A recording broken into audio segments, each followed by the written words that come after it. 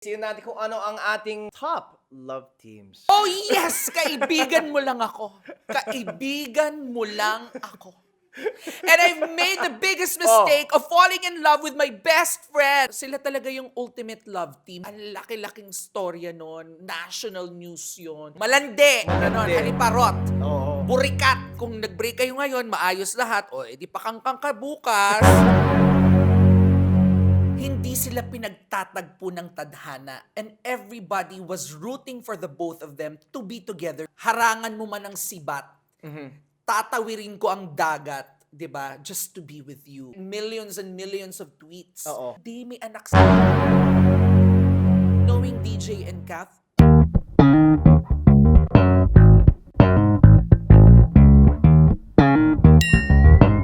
What is up, everybody? I am Jeremy G, and this is Top Answers Only.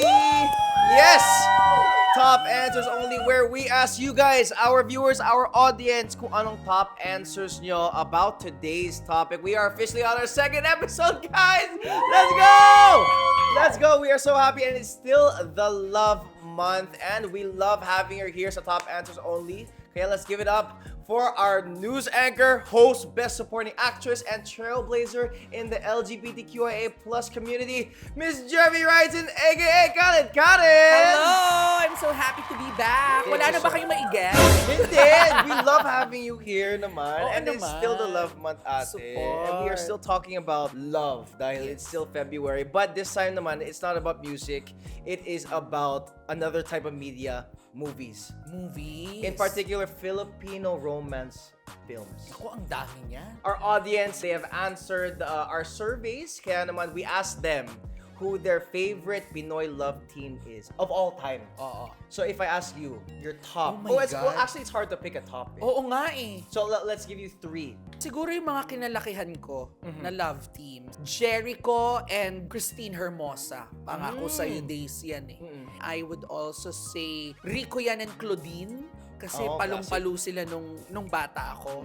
And then, isa sa mga favorite ko, syempre, John Lloyd Bea. Mga classic talaga. Okay, let's see what our audience says. Actually, parang nag-ring na ulit yung sa... Alright, hello? Diyan na kayo. Alright. Our audience has answered our surveys. Tingnan natin kung ano ang ating top love teams. Alright, number 8. Sharon Cuneta and Gabby Concepcion. Uy, classic yan. Favorite yan ng mga Coach ko magulang yun. ko. Ako din. Oo, syempre si Coach Sharon. Oo, Coach Sharon. And I was lucky enough to guest at their concert, their reunion concert, Dear yes, Heart. yes. Nainggit sa akin yung nanay ko dun. Nandun siya sa US. So ikaw, when I mentioned Sharon Cuneta and Gabby Concepcion, they had Dear Heart, P.S. I Love You. Oo, ang dami. So what comes to your mind when I think, for me sila talaga yung ultimate love team nung 80s. Yeah, nung time na yun. Nung time na yon, talagang box office after box office hits yung mga pelikula nila. And maraming tao ang na-in love sa Shagab nung time na yon. Everybody was rooting for their relationship. That's why it was a big heartbreak for the fans. That's right. Nung nagkahiwalay sila. But I must say I was at rehearsals, tapos nandun si Coach Sharon. Dumating si Gabby. si Gabby. Kinikilig yung mga tao, lahat. Ito nga kinikilib yung Sino handler natin, si Ate Olive Zarate. Kinikilig siya? Yes, kasi kapanahonan niya yan. At Cheryl Romnick pa siya. Ganong level. Ganung level pala yun. Alright, we are at number 7. Jadine. Ay, JD. James Reid at Nadine Lustre. I think it was 2014 nung pinalabas yung Diary ng Pangit. And it was phenomenal because the story was about an ugly girl tapos sobrang gwapong lalaki. Yun yung parang yung parang clincher doon na napakagwapo nung lalaki pero na-in love siya doon sa ordinary and not girl. so pretty girl. Relatable siya kasi sa buhay natin marami tayong mga pinapangarap na maging jowa, di ba? Totoo yan. Yung Ako, mga Prince Charming, kumbaga. ikaw, kung papapiliin ka, sinong pangarap mong maging girlfriend, yung crush na crush mo talaga? Ngayon, Oo. yung showbiz crush ko, si Catherine. Catherine Bernardo. Bakit siya yung ina-aspire mo? Kasi ever since I joined showbiz, parang yun naging peak nila eh. Yun yung naging peak. So sabi ko, ang ganda niya. And I wasn't really familiar with the Filipino pop culture scene back then. Pero when I got here, parang siya yung unang nakita. Sabi ko, ang ganda niya. Siyempre, balik tayo sa Jadine. Ang iconic din ng On the Wings of Love nila. Oo naman. Iconic din yun. And parang naging natural din yung chemistry nila on screen. Hindi lang on screen, kahit off screen, on stage din whenever they perform together, whenever they perform their song. And I think they were open about it naman Yeah, na they're naging open sila about it. talaga eh. Yeah. So, syempre, kung kayo talaga even off-screen, Oo. ang dali na ipakita yun on-screen, Oo. di ba? Kasi less effort na yun. Kasi Totoo. kayo naman talaga sa totoong buhay and you really love each other. And marami rin nang nag-root niyan kay Jadine nung time na yun. Napakadaming Jadine fans. And ako lang, Nadine is really happy where she is. Yeah. Sa interpretation ko to, Oo. na parang happy siya kung nasan siya. Actually, kita naman din sa social media and everything. She's very content with where she is. And also James, di ba? And James din, he has a music label. Yeah, his new partner, Yeah. di ba? Happy din siya And he's doon. coming back to teleseries din. Mm. Alright, number 6, Liz Ken. Alice. Liza Sobrano Enrique. Ito naman parang parehong manika kasi to eh. Totoo. Di ba? Totoo. Ang ganda ni Liza, ang gwapo-gwapo rin ni Enrique. Ken. So parang match made in heaven. Ganon siguro yung tingin ng tao sa kanila na parang, oh my Actually, God, they're perfect match. Yeah. Di ba? Bagay na bagay sila sa isa't isa. A prince and a princess. Diba? Ang dami rin nilang mga naging hit na palabas, di ba? For the movie, nandyan yung Forevermore. Oo. And then, nung time na yun, naalala ko yung Bagani, yung teleserye nila. Ah, yeah, that's right. Ah. That's right. Ang nabutan ko, X's and Y's. That's when I came here, yung napanood ko. Ang ganda rin silang tignan sa screen eh. Yes, tsaka yun nga, sabi ko sa'yo, di ba? Pag ang mga tao kinikilig kapag feeling nila bagay na bagay yung partner. Alright, number 5, Claudine Barreto and Rico Yan. Ayan, favorite ko yan kasi talagang sikat sila. Aha. Claudine Barreto, Enrico yan. Yung dahil mahal na mahal kita, ako isa yan sa mga favorite kong movies of all time. Yung, ang kwento kasi niyan, si Claudine doon parang pakawala siya, di ba, na babae. Tapos Okay. bumait siya.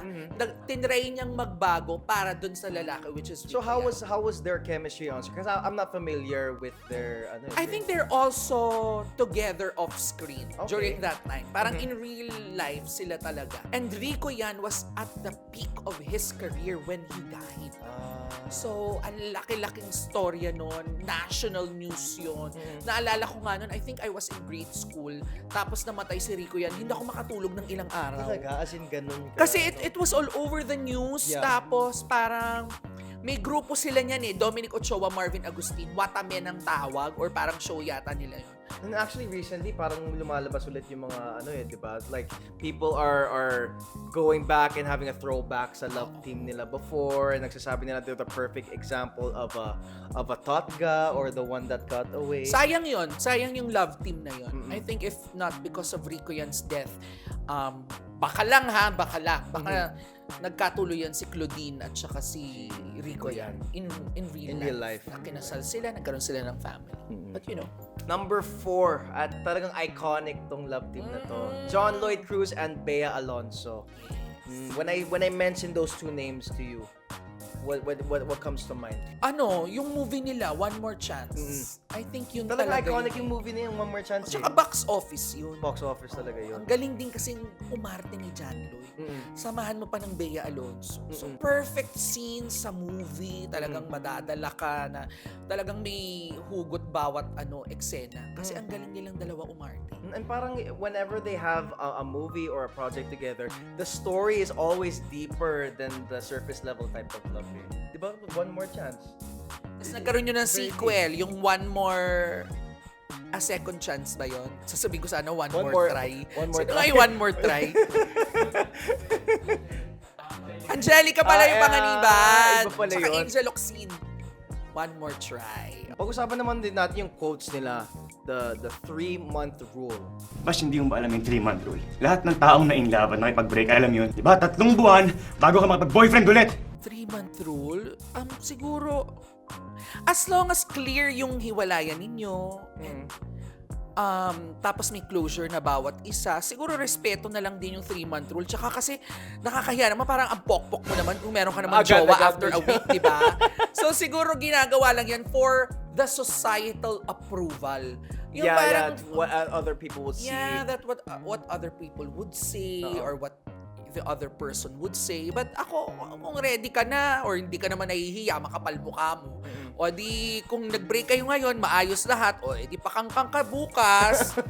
O kaya magjowa ka kaagad. It really doesn't matter kasi buhay mo naman yan. Totoo. Diba? 3-month rule, depende sa tao. People have their different ways of moving on.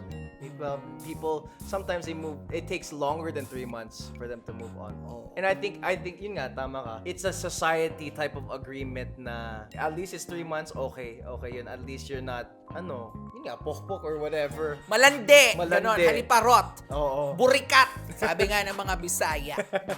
All right, we are down to our top 3. We got Marvin Agustin at Jolina Magdangal. Ayan. Alam mo kung bakit sila naging iconic? Bakit? Nakakatawa sila together. Yeah, of Yun ang chemistry nila.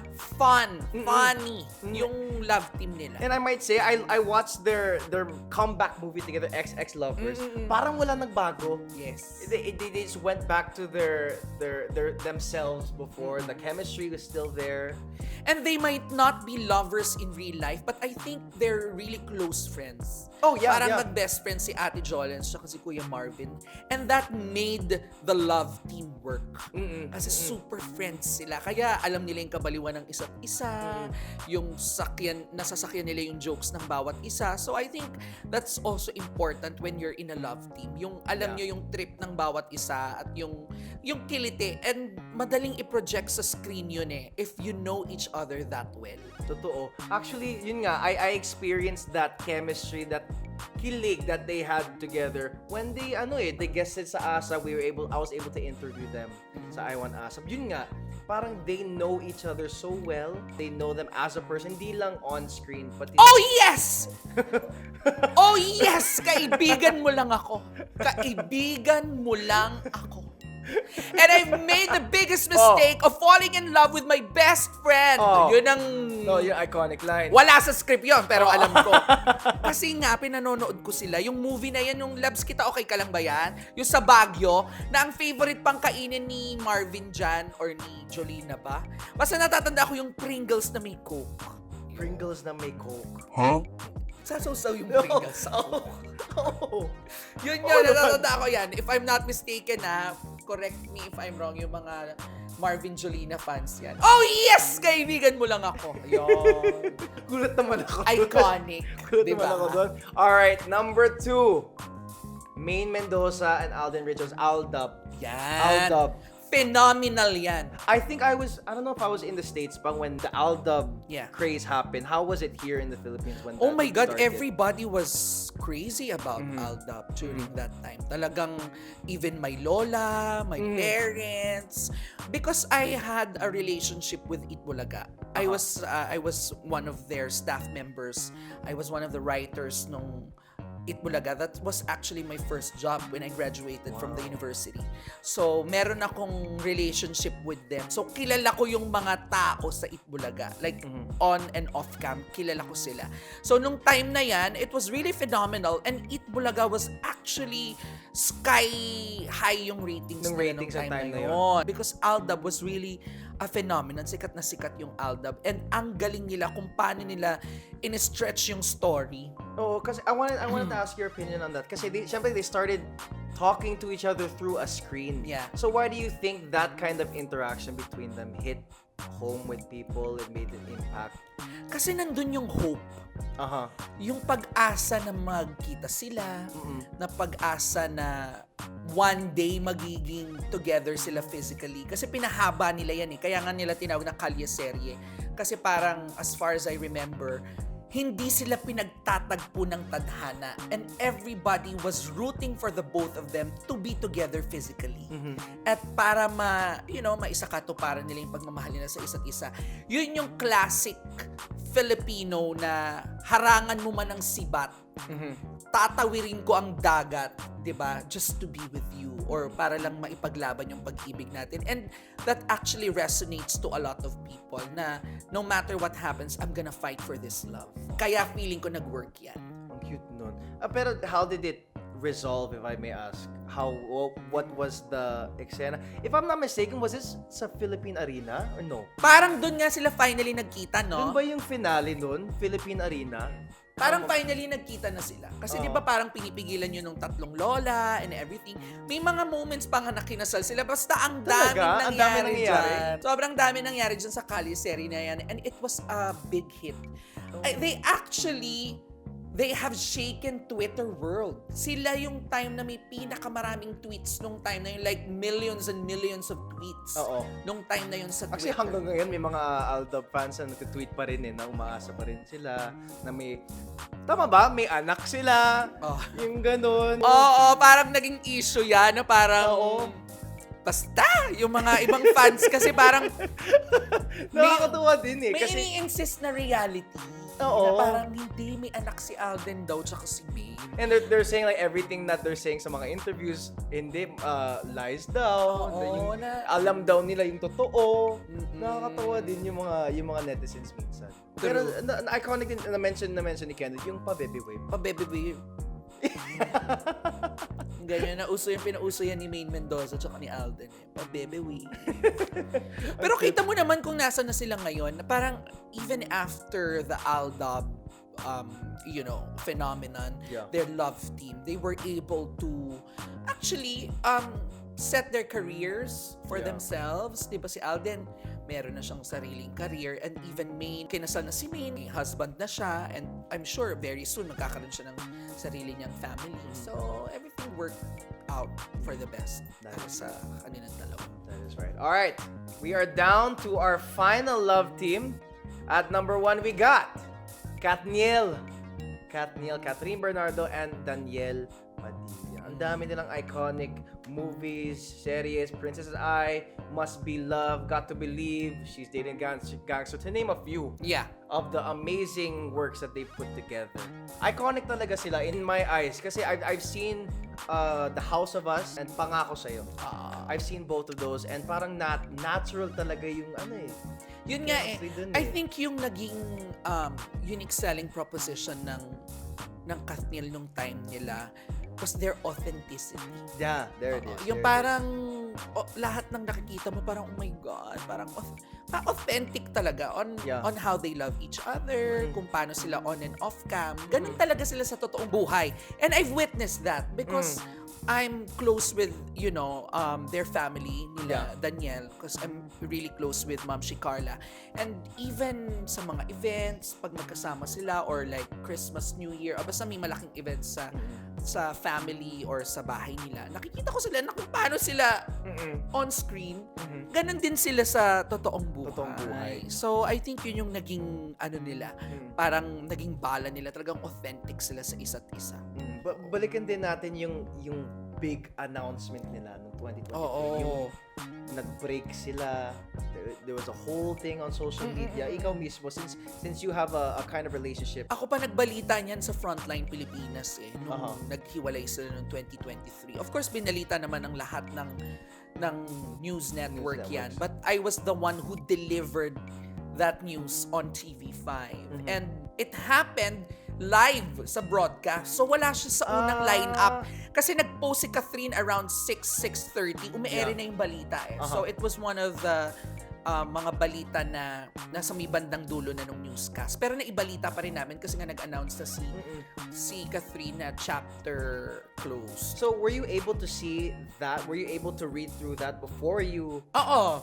Binigay sa akin yung Seryoso script yun. like a few minutes before I read it. So your initial reaction, what was the Of initial course, reaction? syempre parang nasad ako. Kasi nga, I know how they, in my perspective lang Oo, sa po, perspective mo. ayokong mahimasok sa kanilang dalawa dahil hindi ko naman alam talaga. Feeling ko lang na parang love talaga nila yung isa't isa and naging family nila yung isa't isa. Diba? Kasi si Tita Min, nakakasama ko pa yan sa bahay nila, Ma'am Shi, Carla, kapag may mga ganap. So parang sayang kasi 11 years din yun. 11 years of your life. And iba yun kasi nagsisimula pa lang silang dalawa. Diba? 11 years ago nung 2023. 'Di ba? Yung mga teleserye nilang dalawa na, 'di ba? Ang bata-bata pa ni DJ tsaka ni Kat noon, sila na. From my perspective naman, from an outsider looking in, parang even through their bodies of work and then seeing how they are sa mga guestings and everything, parang you experience those 11 years to a certain extent. Tsaka ang maganda kasi doon, kaya rin siguro sila nagustuhan ng fans, aside from their authenticity, is how they involve the fans Yes, in yes. their lives, na laging kasama yung Kathniel fans sa kung ano mang nangyayari sa buhay nila. And gusto nating mga Pilipino yun yung kasama tayo sa mga nangyayari sa mga buhay ng idols natin. And you know, that's why it worked. Yun nga lang, 'di ba? All good things come to an end. And it happened noong 2023 nung hindi na nag-work yung relationship nila. But it's nice to see them starting to be happy in their own personal lives. Diba? They're in Daniel, he has a couple series that he did. Catherine did. She has another series coming up as well. She did movies. Diba? And it's good to see them thrive. Tsaka kung ano man yung kung love life nila ngayon, 'di ba? I'm sure in fairness they've been quite private about it Yes. sa mga nangyayari sa buhay nila. And I think that's the best way to go. Yeah. For me lang opinion ko yun. Kasi nga maraming nag-root dun sa relationship nila. Marami pa rin Kathniel fans as of the moment. Just, to keep some things private for them to enjoy it privately. Na parang at least mabigyan nila ng pansin at oras yung mga private lives nila. But I'm sure, knowing DJ and Kath, pag ready na sila, i-open up din nila yan sa public because that's how much they love their fans also. Pagtintayin na lang natin yung moment. In the meantime, sa kanila muna. Yes. Pero syempre, Ate Jervy, thank you so much for being with us today for Top Kaya Answers nga. Only, our second episode. Maraming salamat sa audience natin for answering our surveys. And don't forget to follow all of our social media pages at IG at tao.show and on YouTube, TikTok, and Facebook at Creative Den. And if you guys want to be part of our next episode, huwag niyo pong kalimutan sagutin ang aming survey. Once again, along with Jervy Wrightson, aka Khalid Karen, ako po si Jeremy G. And see you next week. This has been Top Answers Only!